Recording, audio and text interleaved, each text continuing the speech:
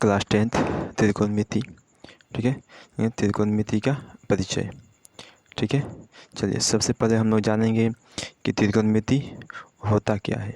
ठीक है, चलिए त्रिकोणमिति, ठीक है, त्रिकोणमिति TRI, त्रि का मतलब होता है तीन, और GON गौन, गौन का मतलब होता है भुजा, और मेट्रोन का मतलब होता है माप, यानी कि तीन भुजाओं का माप त्रिकोणमिति कहलाता है।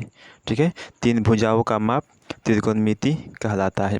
जैसे देखेंगे किसी त्रिभुज में एक, दो और एक तीन भुजा होता है। ठीक है, एक, दो और एक तीन भुजा होता है, और इन तीन भुजाओं का माप ही हमारा त्रिकोणमिति कहलाता है। ठीक है, चलिए इसके आगे देखते हैं। चलिए ठीक है, देखिए ये हमारा आधार है, और ये हमारा लंब है, और ये कर्ण है। ठीक है, आधार को हम लोग A से लेके B तक गया है, इसलिए हम लोग इसे AB बोल सकते हैं, और जो लंब है B से लेके C तक है, इसलिए इसे BC बोल सकते हैं, और जो कर्ण है वो A से लेके C तक है, इसलिए इसे हम लोग AC बोल सकते हैं। ठीक है, चलिए इसके आगे चलते हैं। इसका कुछ सूत्र होता है जिसे हम लोग देख लेते हैं ध्यान से। जैसे होता है साइन A, तो साइन A बराबर होता है लंब बटा कर्ण। ठीक है, वैसे ही कॉस A बराबर होता है आधार बटे में कर्ण, और टेन A बराबर होता है लंब बटा आधार। ठीक है, चलिए वैसे ही साइन, देखिए साइन का उल्टा कॉसेक होता है, साइन का उल्टा कॉसेक होता है। साइन का अगर है लंब बटा कर्ण, तो कॉसेक का हो जाएगा कर्ण बटा लंब। वैसे ही कॉस का उल्टा सेक होता है, अगर कॉस का आधार बटा कर्ण है तो सेक का हो जाएगा हमारा कर्ण बटा आधार। ठीक है, वैसे ही टेन का उल्टा हमारा कॉट होता है। ठीक है, जैसे टेन में हमारा लंब बटा आधार दिया हुआ है, तो कॉट में हमारा हो जाएगा आधार बटा में लंब। ठीक है, सेम टू सेम उसका उल्टा है। ठीक है, चलिए अब हम लोग इसके आगे देख लेते हैं कुछ। मान लीजिए यहाँ पर, ठीक है, जैसे साइन ए बराबर हमारा होता है लंब, और बटा में कर्ण होता है। लंब को हम लोग BC बोल सकते हैं, देखिए BC लिख दिए हैं, और कर्ण को AC बोले हैं तो AC लिख दिए हैं, यानी कि BC बटा AC हो जाएगा।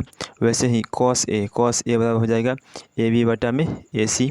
वैसे ही टेन ए बराबर हो जाएगा BC बटा में AB। साइन का उल्टा हमारा क्या होता है, कॉसेक होता है, तो साइन का उल्टा अगर कॉसेक होता है तो ये BC बटा AC है, तो ये हो जाएगा AC बटा BC। वैसे ही कॉस का उल्टा हमारा सेक होता है, तो कॉस का है अगर AB बटा AC, तो सेक का हो जाएगा AC बटा AB। ठीक है, वैसे ही टेन का उल्टा हमारा कॉट होता है। ठीक है, अगर टेन का दिया हुआ है BC बटा AB, तो यहाँ पर कॉट क्या हो जाएगा हमारा AB बटा BC। चलिए कॉट A बराबर हमारा हो गया AB बटा, कॉट A बराबर हमारा हो गया जी, चलिए इसको लगाते हैं AB बटा BC। ठीक है, चलिए इसके आगे हम लोग देख लेते हैं। चलिए अगर C के सापेक्ष हम लोग देखते हैं, तो C के सापेक्ष, ठीक है, तो C के सापेक्ष भी वही होगा जैसे A के सापेक्ष हुआ था।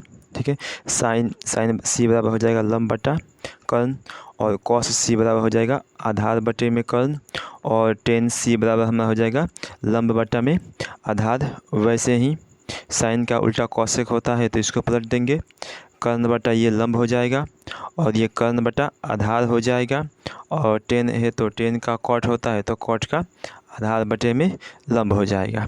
ठीक है, चलिए इसके आगे चलते हैं। ठीक है, यहाँ देखिए अगर साइन स्क्वायर रहेगा, साइन A का होल स्क्वायर रहेगा, तो इसको हम लोग साइन स्क्वायर A लिख सकते हैं। अगर कॉस A का होल स्क्वायर रहेगा, तो इसको हम लोग कॉस स्क्वायर A लिख सकते हैं। अगर टेन A का स्क्वायर रहेगा, तो इसको हम लोग टेन स्क्वायर A लिख सकते हैं। ठीक है, लेकिन अगर साइन A के पावर माइनस का 1 रहेगा, तो इसे हम लोग साइन के पावर माइनस के 1A नहीं लिख सकते हैं। ठीक है, वैसे हम लोग नहीं लिख सकते हैं। ठीक है, चलिए आते हैं हम लोग यहाँ पर कुछ पाइथागोरस का प्रमेय है। ठीक है, इसे देख लेते हैं। पाइथागोरस का प्रमेय बराबर क्या होता है कर्ण का स्क्वायर बराबर लंब का स्क्वायर प्लस आधार का स्क्वायर, या फिर AC का स्क्वायर बराबर AB का स्क्वायर प्लस में BC का स्क्वायर। ठीक है, या फिर होता है AB का स्क्वायर बराबर AC का स्क्वायर माइनस BC का स्क्वायर, या फिर और होता है BC का स्क्वायर बराबर AC का स्क्वायर माइनस AB का स्क्वायर। ठीक है, चलिए इसके आगे जाते हैं। अगर लंब का निकालना हो तो लंब का स्क्वायर बराबर होता है कर्ण का स्क्वायर माइनस आधार का स्क्वायर। अगर आधार का निकालना हो तो आधार का स्क्वायर बराबर होगा कर्ण का स्क्वायर माइनस लंब का स्क्वायर। ठीक है, ये सभी जो सूत्र है इसे आप लोग कॉपी में नोट कर लीजिएगा, क्योंकि ये बहुत